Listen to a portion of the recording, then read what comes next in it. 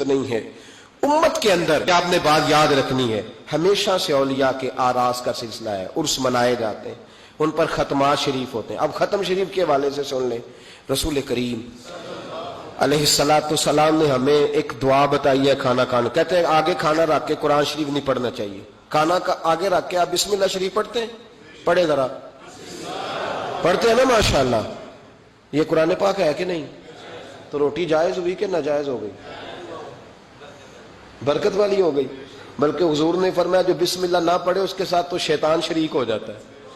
تو ہم تو بھائی ہر روٹی ختم پڑھ کے کھاتے ہیں، ایک آئے تو ہم ہر کھانے سے پہلے پڑھتے ہیں، تو آپ اس بات سے منع کر رہے ہیں، کہتے چلے جی آپ پڑھ لیں، آیتیں پڑھ لیں پھر دعا نہ مانگے۔ لو سن لو، سامنے کھانا رکھ کے دعا، کس بات میں الجھ گئے یار؟ امت کو بڑی بات بتاؤ، دنیا بڑی آگے چلی گئی، انہیں آگے لے کے جاؤ، تم کیا کر رہے؟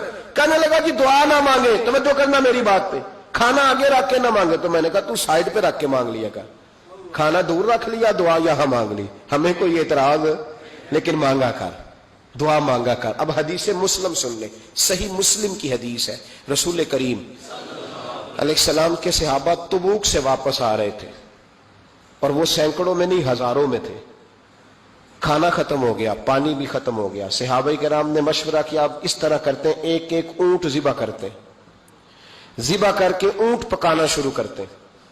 ختم شریف کی بات عرض کر رہا ہوں، کیونکہ اب ختم ہو گیا، سارے جمع ہو کے حضرت عمر کے پاس گئے، کہنے لگے حضور اس طرح کریں، ہم ایک ایک اونٹ اب ذبح کریں گے اور اسے کھائیں گے۔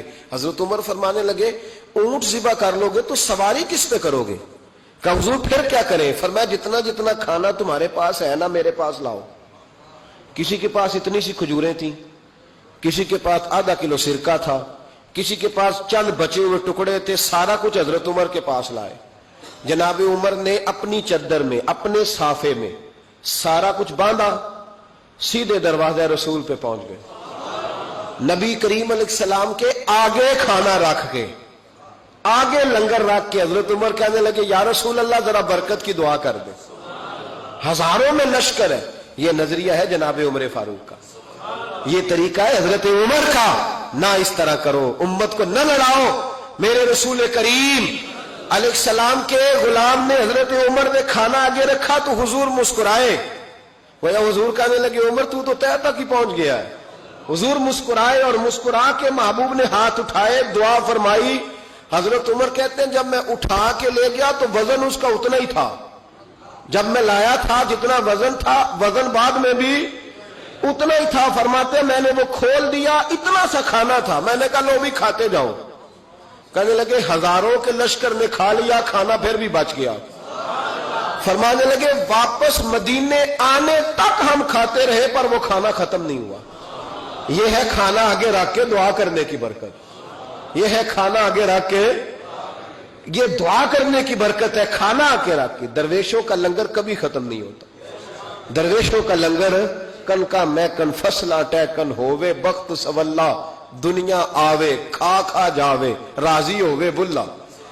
درویشوں کا کبھی لنگر ختم تو جاری رہتا ہے، ان کے آستانوں پہ ہمیشہ لنگر ختم شریف پڑھنا، اصال ثواب کرنا، یہ ہمارا طریقہ ہے۔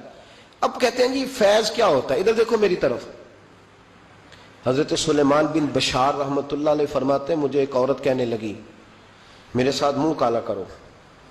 فرماتے ہیں میں بھاگ گیا، میں نے کہا میں نے اپنی نظر ہمیشہ پاک رکھی ہے، میں اپنی جوانی آلودہ نہیں کر سکتا۔ کہتے ہیں میں دوڑا گیا، جا کے میں لیٹا، یہ مخالفین نے بھی اپنی کتابوں میں بات لکھی ہے، جا کے میں لیٹا، تھک گیا تھا دوڑ دوڑ کے، جب میں لیٹا تو مجھے خواب میں حضرت یوسف علیہ السلام سے ملاقات ہوئی۔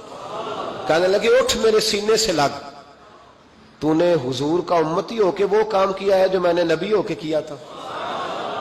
آپ جس سے جو تعلق رکھتے ہیں نا وہ تعلق بن جاتا ہے، وہ تعلق بن جاتا ہے۔ یاد رکھیں مزار والے اولیاء اللہ سے، آپ حضرت یوسف مزار میں تھے نا اس وقت۔ چلے آپ کو حدیث سنا لیتے ہیں، چونکہ میرے مرشدان عالی مرتبت کے آراز چل رہے ہیں تو میری طبیعت بڑی اشاش بشاش ہے، میں تھوڑا سویا ہوں، رات پورا نہیں سو سکا، پر پھر بھی نہ طبیعت پہ کوئی تھکن ہے